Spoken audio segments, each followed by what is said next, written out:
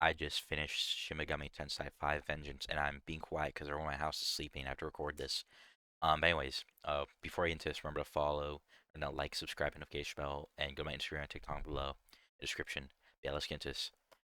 SMT 5 Vengeance is a masterpiece, like without all doubt. If I had to rank Atlas games from last year, the bottom would be Persona 3 Reloaded. I'm a Persona glazer. You know my favorite game of all time is Persona 4 Golden, and I still think it was the worst Atlas game this year. That last year, to be fair, it had some problems compared to original. But, like, I'd give that at the bottom. Then after that, it's Metaphor. No, after that is SMT5, and then Metaphor at top. Metaphor is my second favorite Atlas game. Now SMT5 is my third favorite, and I love Nocturne. I love Nocturne. I'll die on the hill. Nocturne and Apocalypse, which are SMT3 and 4, are like amazing. But SMT5 I think blows out. Well, first of all, the style of SMT5 I love. I think a big gripe some people have, like, my side screen got very bright. Sorry about that. Is that, like, if you hear it's a grab Final Fantasy too, that it's very like anime now. Like, obviously, like, it all looks like an anime, which I get having a complaint about. But I think SMT5 fixes that. They don't have like any like anime cutscenes. They don't have any like it's just very like 3D models. Of course, you can still tell it's based off of it, but if you don't like the style of like the full anime stuff, SMT5 is good for you. The combat is amazing. I think it's probably the best combat in the entirety of all Shin Megami Tensei, like spin-offs, everything, whether it be Soul Hacker, Persona, SMT, like everything. It's Metaphor, all these like different things. I think the best is by far or SMT5. Like, God, they kicked it out of the park. Story's amazing. There's so many different endings and options to choose from. I think that's just great. Like, God, and then I do like how the demons collecting everything. Just oof. Oh, if I had any gripe with the game, it would just be like, I don't even think I have a gripe. It's just I can't even think of anything, to be honest.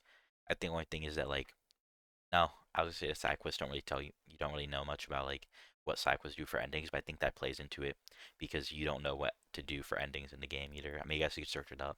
It makes it more boring. Like, generally, every boss focus. I'll say this: the bosses are like the difficulty steep can be crazy.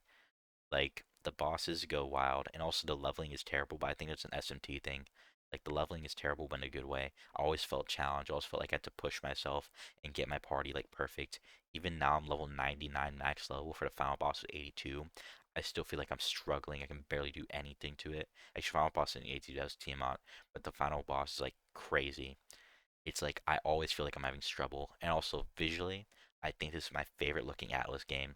Like, I know that I always say like every game has a style from Atlas, but to be fair, this is the SMT style. But like the visuals, like the style with the graphics is great.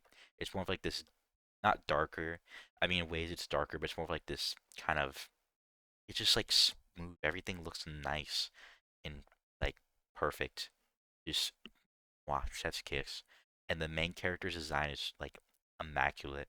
It no matter which version of them you're playing. I don't want to give spoilers because I want you to guys to play this game. Like, every single version of the character looks perfect.